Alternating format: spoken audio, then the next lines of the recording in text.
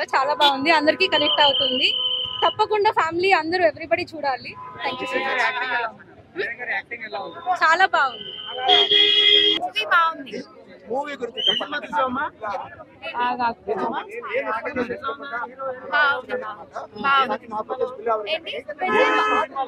విజయ్ బాగా నచ్చాడు.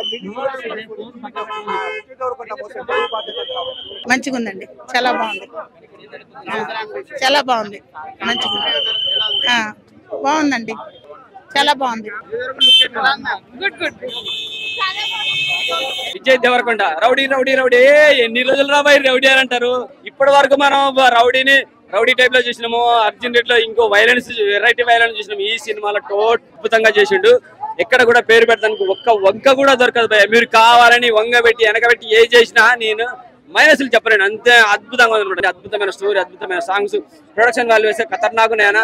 అలాగే ఈ సినిమాలో ఫోటోగ్రఫీ వాల్యూస్ అయితే సూపర్ గా ఉన్నది, అద్భుతంగా అనిపించేసింది. బ్యాక్గ్రౌండ్ మ్యూజిక్ అయితే సినిమా హైలైట్. అసలు వెంకబడడానికి ఎక్కలేదు నాకు. అతి long story. Thank you very much. అందరు చూడాలని కోరుకుంటున్నాను. బ్రో ఇప్పుడే మన ది విజయ్ దేవరకొండ గారి మూవీ నేను చూసేసి వచ్చినాను. సో మూవీ గురించి చెప్పాలంటే హానెస్ట్ గా నేను నా పాయింట్ ఆఫ్ వ్యూ చెప్తాను, నా పర్సెప్షన్ చెప్తాను. నాకైతే యావరేజ్ అనిపించింది. అంతే, ఇంకా కొంచెం యావరేజ్ కంటే తక్కువ కూడా చెప్పొచ్చు అనమాట. ఒక కైండ్ ఆఫ్ బిలో యావరేజ్ అని నాకు అనిపించింది. ఎందుకంటే తీసుకొని పోవడం ఫస్ట్ హాఫ్ అయితే బాగానే తీసుకెళ్లారు.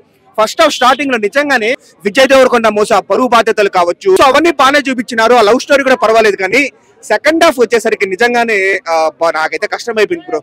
విజయ్ దేవరకొండ ఐరన్ మంచలేదు, ఐరన్ దించినాడు అని అనిపించింది అనమాట. సెకండ్ హాఫ్ లో అంత కొంచెం కష్టం అయిపోయింది కూర్చోవడము. సో ఓవరాల్ గా చెప్పాలంటే నాకు ఒక kind of below average movie అని నాకు అనిపించింది. ఒక 2 సాంగ్స్ ఫస్ట్ హాఫ్ లో ఒక 40 minutes తప్ప, ఏదో ఇంటర్వెల్ ముందు సీన్, క్లైమాక్స్ ముందు సీన్ ఒక 5 minutes, అంటే ఓవరాల్ గా ఒక 50 minutes అయితే మూవీలో బాగానే ఉంది. అది తప్ప రిమైనింగ్ అంతా నాకు బిలో యావరేజ్ అని నాకు అనిపించింది. సెకండ్ హాఫ్ బెటర్ గా పెట్టింటే డెఫినెట్లీ మూవీ చెప్పుకునే దానికి బాగుంటుంది. అవునవును,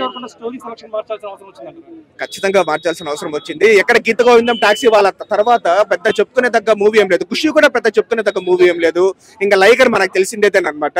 ఇంకా ప్రాపర్ మూవీస్ అంటే అర్జున్ రెడ్డి, గీత గోవిందం, కాస్త టాక్సీ వాళ్ళ స్టార్టింగ్ లో పెళ్లి చూపులు, అంతే. కానీ సోషల్ మీడియాలో కొంతమంది విజయ్ కెరీర్ కి ఇంకా రిస్క్ లో పడినట్టే విజయ్ కెరీర్ అలా ఏం లేదు బ్రో. ఇప్పుడు విజయ్ దేవరకొండ అయితే ఏ మూవీలో అయినా తన బెస్ట్ యాక్టింగ్ ఇస్తా ఉంటాడు. లైగర్ లో కావచ్చు, ఈ మూవీలో కావచ్చు.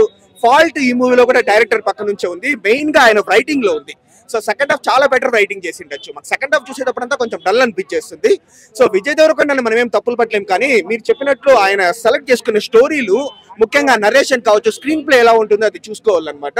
సో ఈ ఓకే అయిపోయి అనిపించినా ఏం లేదు, మొత్తం బొక్క. ఒక రొటీన్ స్టోరీని సగం చేసి అదే 3 గంటల సినిమా తీసారు. సాంగ్స్ ఏముండదు బ్రో, ఇంకా జస్ట్ రొటీన్ స్టోరీ. ఆ రొటీన్ స్టోరీ నీకు అసలు దీనికి ఎలివేషన్లు, రొటీన్ ఎలివేషన్లు, కామెడీ ఇంకా పర్ఫెక్ట్. నీకు అసలు తెలుగు రొటీన్ సినిమా ఏంట్రా అంటే ఈ సినిమాని చూపించచ్చు. అంటే చెప్పాక 400 రూపాయలు నేను ఖర్చు పెట్టను, నేను ఏడుస్తున్నాను. 400 crores ఎలా కొడతాడు నాకు తెలియదు. కానీ ఇంకా ఓకే, బాగాలేదన్న. అసలు సాంగ్స్ బాగాలేదు, మ్యూజిక్ బాగాలేదు, వల్గర్ డైలాగ్స్ ఉన్నాయి, main vulgar dialogues. Story, script selection అస్సలు బాగాలేదు. Main script selection, logic, scenes లేవు. డైరెక్టర్ అయితే నేను 0 ఇస్తా. యాక్టింగ్ వైజ్ అయితే